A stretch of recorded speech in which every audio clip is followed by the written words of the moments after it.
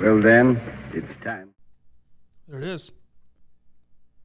Oh, someone came on and actually we were on the other screen. We should have realized that, but all bad.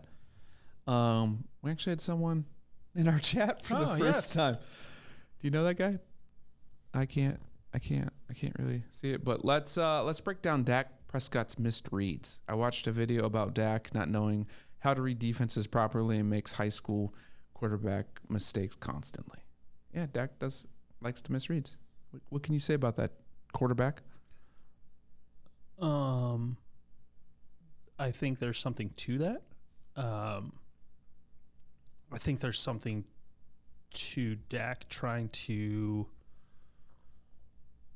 play within a system at Dallas where he's not allowed to be Mahomes or Rodgers or anything like that for the betterment of the Dallas Cowboys. But also, like, that's the difference in levels.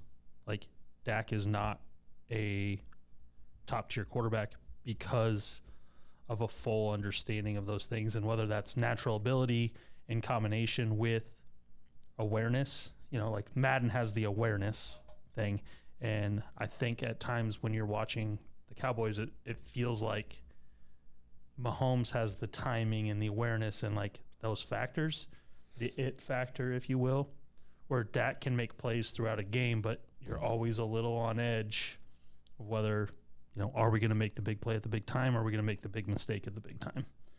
And, you know, those are the differences to me.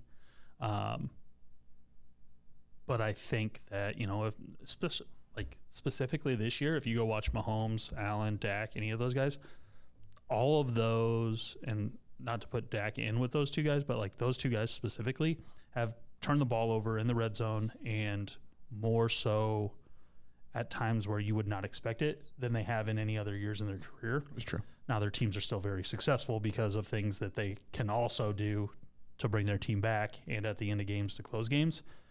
But we're seeing a little bit more of that as well as teams get used to those quarterbacks and what they can do to kind of bait them into things and stuff like that. I think that there was a stat last night before at the beginning of that Bills-Bengals game where Josh Allen had 4 red zone picks. I mean, it's one thing to have, you know, 4 picks is 4 picks. But red zone? He also had 4 fumbles in the red zone. Only 1 was lost. But the fact that he put the ball 8 different times they were in the red zone, so pretty much you're guaranteed 3 points. 8 different times he took points away, or potentially took points away from his team. You know, only 5 times did that happen, but so that's happening more in the NFL. But with Dak, you know, missing reads and stuff like that, I mean, there's a lot of, you'd be surprised how many quarterbacks in the NFL aren't as knowledgeable with reads as some guys that have played at a collegiate level, and some guys that, like, there's a reason that certain people coach and certain people play. And when you get the knowledge of 2, that's when you get greatness. Tom Brady, Aaron Rodgers, Patrick Mahomes, when those 2 things can combine, that's when you get greatness. When Peyton Manning, you know, when you can coach yourself on the field, and whether that's, again, a feel athleticism thing with the knowledge versus, hey, I'm really smart and I know what I'm seeing, however my body doesn't let me do it at an elite level, whether it be escapability or you know, just having that half-second twitch one way or the other, and then, or arm strength for that matter. Like, I saw it but I couldn't throw it type of thing. That's the big thing I think that comes with Dak, is that, yeah, there's times where he locks in on receiver, and, you know, I'm going to CD Lamb, or I'm going to my tight end, and it's like, oh, did you look at the other side of the field where you had one-on-one and the guy blew a coverage? It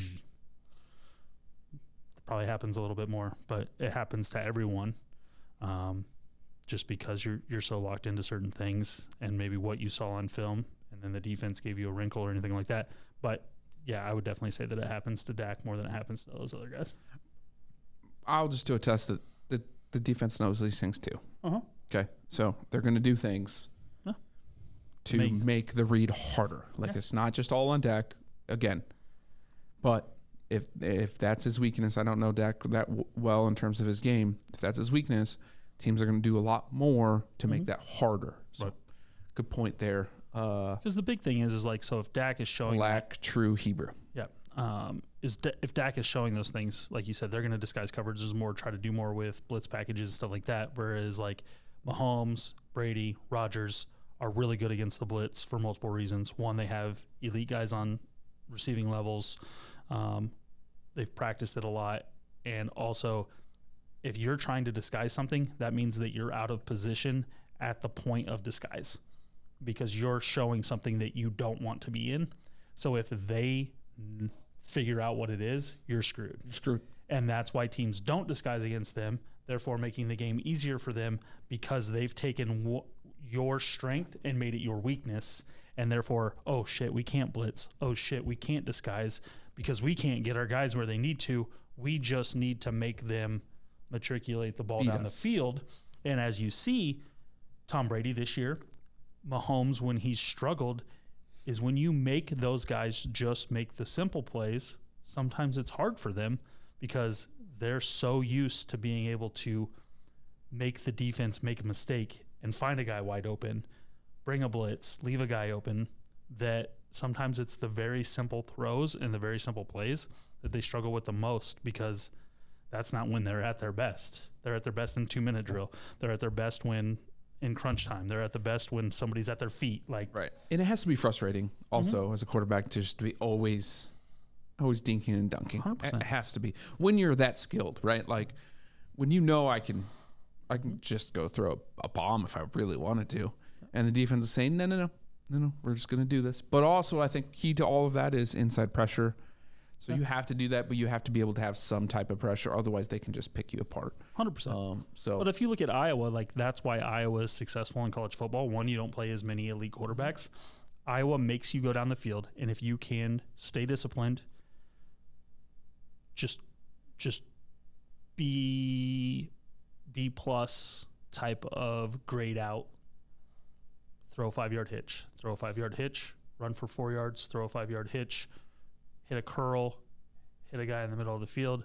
Go down the field 8, 10, 12 plays, and you're willing to do that, you can beat Iowa's defense because they're showing you absolutely nothing other than we're going to run cover 3, we're going to run cover 4, we're going to run cover 2. There's no, but what do they do well? They tackle well, and they will keep the ball in front of them. And as you can attest on defense, if you can do that, you are going to drive teams crazy because offensive coordinators and quarterbacks, for the most part, are not patient people. They want the splash play. They want the gotcha play. Yep. And if you don't allow that, it's frustrating. And then they'll try to get you. And that's why. And then you get a pick six. You're sitting crazy. Correct. Yep. So, yes, thanks for bringing that up. Appreciate the feedback there. Yeah, absolutely. Look at us getting a chat. Whoop, whoop. That, wasn't your wife. So we're good. Hey, yeah. Look at us. College football. Well then, it's time.